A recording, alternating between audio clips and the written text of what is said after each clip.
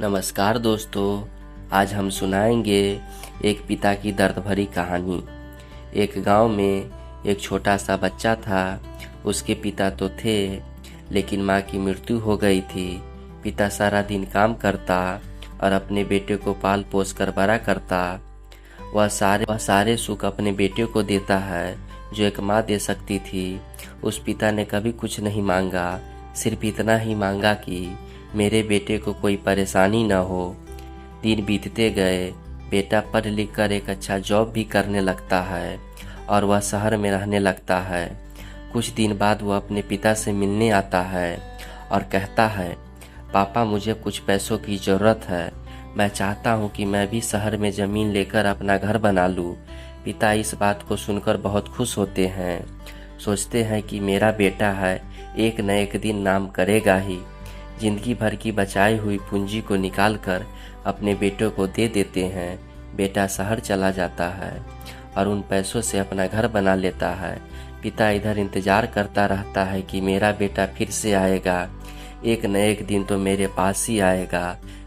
उसके पास अब कोई नहीं जाता था, क्योंकि न ही अब उसके पिता के पास पैसे थे और न ही रहने का कोई जगह था।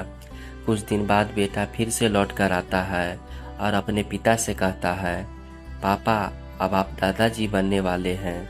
पिता को बहुत खुशी होती है।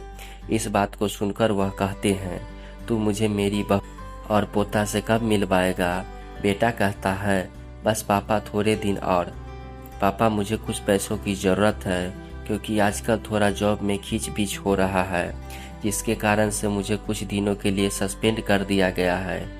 पिता के पास कुछ नहीं रहता है देने के लिए, लेकिन फिर भी कहता है, अच्छा बेटा तू रुक, मैं अभी आया कुछ पैसों का बंदोबस्त करके। पिता बाद में महाजन से कुछ पैसे उधार लेकर अपने बेटा को दे देता है और बेटा पैसे लेकर शहर चला जाता है। बरसों गुजर जाते हैं। पिता सोचते हैं कि मैं तो अब दादाजी बन गया हूँ।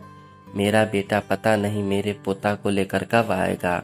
फिर सोचने लगते हैं, समय नहीं मिलता होगा, इसलिए मेरा बेटा अभी तक आया नहीं, वरना आया जरूर होता। तब तक महाजन 2-3 आदमी को लेकर उस पिता के घर पर आता है और कहता है कि आपके वादे के मुताबिक मैंने पूरे 3 महीने बाद आया हूँ अपने पैसे ले जाने। पिता कहते हैं, मेरे पास पैसे नहीं है देने के लिए। फिर महाजन कहता है, जब पैसे नहीं थे देने के तो आपने मुझसे उधार क्यों लिया? तभी पिता कहते हैं, ठीक है रुको, मैं तुम्हारे लिए पैसों का बंदोबस्त करके आता हूँ। नज़दीकी अस्पताल में जाते हैं और वहाँ जाकर अपना ब्लड डोनेट करते हैं और अपनी एक किडनी बेच देते हैं और उस महाजन को कर्ज छुटाकर दे देते हैं। किडनी बेचने के बाद उसकी स्थिति और ख़राब हो जाती है और वह उस राह में जी रहे होते हैं कि मेरा बेटा एक दिन ज़रूर आएगा।